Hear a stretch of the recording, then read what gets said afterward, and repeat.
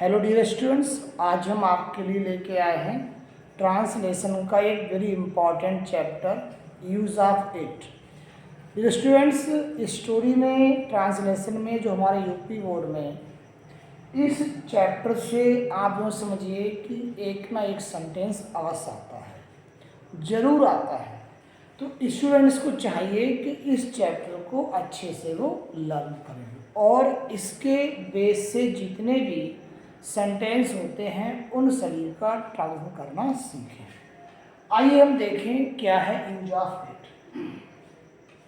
Use of it actually है क्या, ये एक टाइप का डमी सब्जेक्ट है। डमी सब्जेक्ट क्या होता है कि नकली सब्जेक्ट, यानी इसका केवल यूज तो होता है सब्जेक्ट के रूप में सेंटेंस में, लेकिन इसका अपना कोई मीनिंग नहीं होता।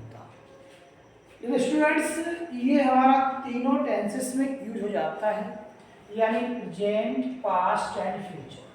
तीनों टेंसेस में हम इसे यूज कर सकते हैं और ये एक टाइप का सिंगुलर सब्जेक्ट होता है, इसलिए इसके साथ सिंगुलर वर्ब भी आती है।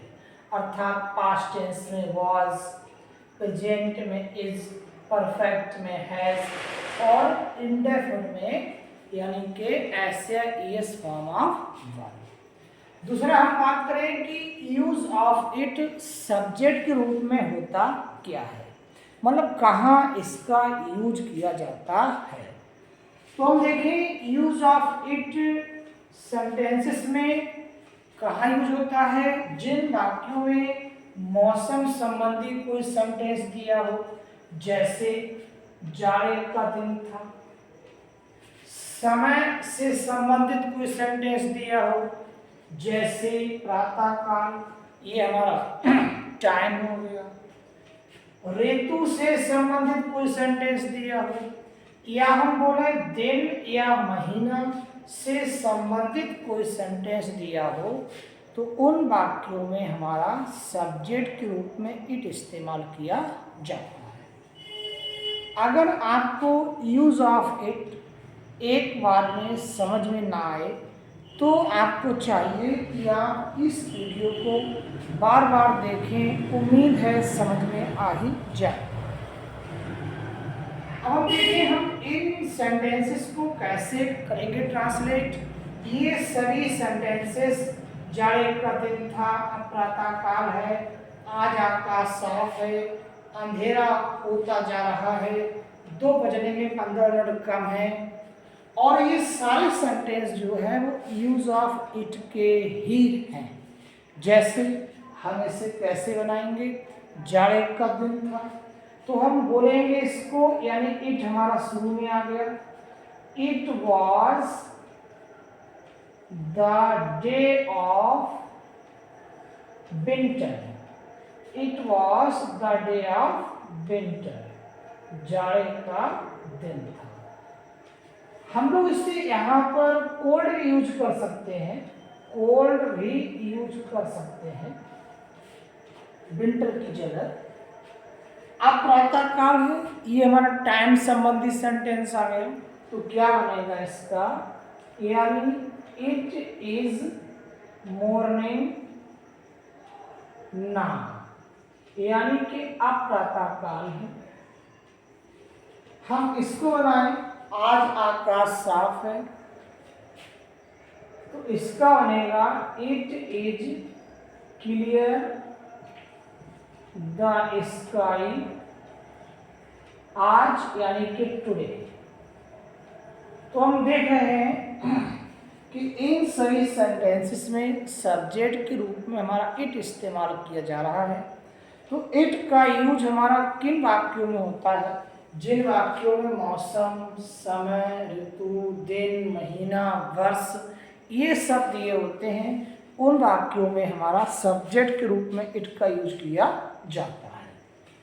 अंधेरा होता जा रहा है, ये हमारा कंटिन्यूस का है, तो ये कैसे बनेगा, सब्जेक्ट हमारा इट ही रहेगा, तो इट इज ग्रोइंग। ग्रोइंग का यूज कहाँ होता है, जहाँ कोई चीज लगातार वृद्धि करती चली जाए, अंधेरा होता जा रहा है, इट मीन्स अंधेरा हो रहा है, तो अंधेरा का वृद्धि होना जारी है। इट इज ग्रोइंग डार्क, इसको कहेंगे अंधेरा होता जा रहा है। जहां ग्रोइंग लिखा हुआ है हम वहां गेटिंग भी कर सकते हैं, गेटिंग भी हमारा आ जाएगा किसके लिए, यानी कि अंधेरा हो, यहाँ पर केवल बस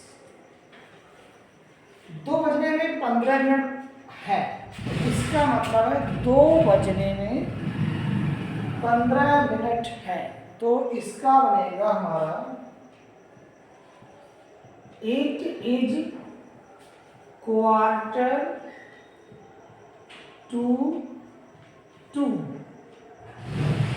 2 बजने में 15 मिनट है, इसका मतलब है अगर 15 मिनट और हो जाएं तो 2 बज जाएंगे, 2 बजने में 15 मिनट है। ये राम ही है जो रोज स्कूल जाता है। इट का यूज हम उन वाक्यों में भी करते हैं जिन वाक्यों में किसी सेंटेंस में जोर देकर बात कही जाए, जैसे ये राम ही थे जिन्होंने रावण को मारा, यह रावण ही था जो बहुत ज्ञानी था, ये सोहन ही है जिसने मेरा पेन चुराया। तो हम यहाँ पर जोर दे रहे हैं, यहाँ सोहन पर, वहाँ रावण पर। तो जिन सेंटेंसेस में जोर देकर बात कही जाए तो उन सेंटेंसेस में भी इट का यूज हम सब्जेक्ट के रूप में करते हैं। ये राम ही है जो रोज स्कूल जाता है, तो इट का इसका बनेगा it is Ram who goes to school daily.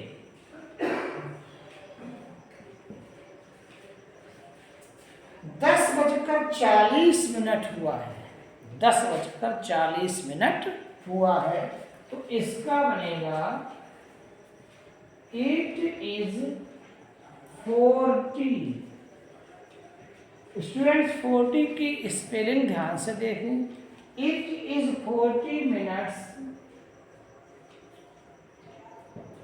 past 10, it is 40 minutes past 10। Students अगर आप ऐसे ही और ढेर सारी वीडियो को देखना चाहते हैं तो हमारा channel English with Anil sir को सब्सक्राइब करें और अधिक वीडियो देखने के लिए आप लगातार हमारे साथ बने रहें। Thank you for watching the video.